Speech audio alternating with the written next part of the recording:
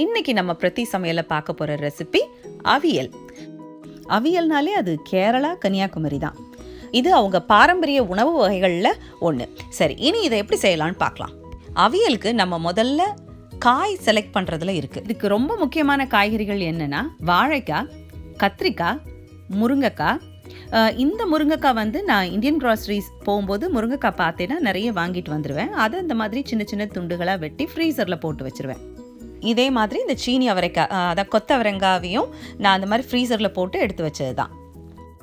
இது கூடவே நான் ஒரு 4 பீன்ஸ் எடுத்திருக்கேன், ஒரு சின்ன கேரட், அப்புறம் தண்ணி காய்கறிகள். இதுக்கு நான் ஒரு வெள்ளரிக்காய் துண்டு எடுத்திருக்கேன், கூடவே ஒரு சவ். இதில் ஃபுல் காய் போட மாட்டேன், ஒரு சின்ன துண்டு, கூடவே ஒரு சின்ன துண்டு வெங்காயம். இது கூட என்கிட்ட இல்லாத காய்கறிகள் மாங்காய், வெள்ளை பூசணிக்காய், மஞ்சள் பூசணிக்காய், புடலங்காய், கருணக்கிழங்கு. சரி வாங்க, இனி நம்ம இருக்கிற காய்கறிகளை வச்சு எப்படி சூப்பராக ஒரு அவியல் செய்யறதுன்னு பார்க்கலாம். இப்போ காய்கறிகள் எல்லாத்தையும் கழுவி நல்ல நீளமாக வெட்டி தண்ணியில் போட்டு வைக்கணும், இல்லாட்டா அந்த காய்கறிகளுடைய நிறம் வந்து மாறிடும்.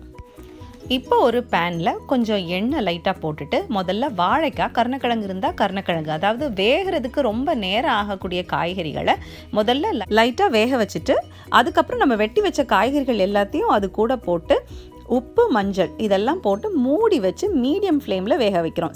சிலர் இது கூட தண்ணி சேர்த்து வேக வைப்பாங்க, ஆனால் அது தண்ணியிலே அந்த காய்கள் வெந்துச்சுன்னா அதனுடைய ருசி ரொம்ப அற்புதமாக இருக்கும். சரி, இப்போ காய்கறிலாம் வேகிறதுக்குள்ளே நம்ம அதுக்குள்ளே மசாலா ரெடி பண்ணிடலாம். இதுக்கு நான் 2 கப்பு தேங்காய் எடுத்திருக்கேன். இதை அந்த மிக்சி ஜாரில் போட்டு கூடவே ஒரு பச்சை மிளகாய், சின்ன துண்டு இஞ்சி, பூண்டு, சின்ன வெங்காயம் இருந்துச்சுன்னா 2 சின்ன வெங்காயம், கூடவே நல்ல ஒரு பெரிய டேபிள் ஸ்பூன் ஜீரகம் சேர்த்துக்கோங்க. இது எல்லாத்தையும் நல்லா நரன்னு அரைச்சி வச்சுக்கோங்க.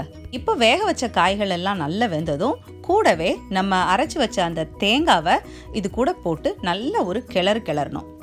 இது கூட நல்ல ஒரு டேபிள் ஸ்பூன் தேங்காய் விட்டு அதையும் கிளறிக்கோங்க. கூடவே கறி லீஃபையும் ஆட் பண்ணிக்கோங்க. அதுக்கப்புறம் 3 டேபிள் ஸ்பூன் தயிர். நீங்கள் மாங்காய் போட்டிருந்தீங்கன்னா அது ரொம்ப புளிப்பாக இருந்துச்சுன்னா தயிரை கொஞ்சம் குறைச்சிக்கோங்க.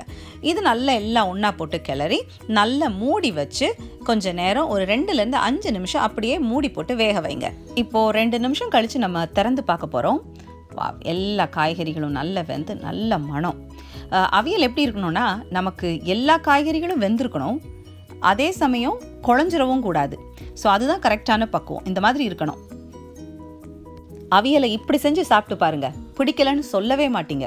இந்த ரெசிபியை நீங்களும் வீட்டில் கண்டிப்பாக ட்ரை பண்ணிட்டு எப்படி வந்ததுன்றதை எங்களுக்கு கமெண்ட் செக்ஷனில் சொல்லுங்கள். கூடவே லைக் பண்ணுங்கள், ஷேர் பண்ணுங்கள், மறக்காமல் சப்ஸ்கிரைப் பண்ணிடுங்க. தேங்க்ஸ் ஃபார் வாட்சிங். பாய்.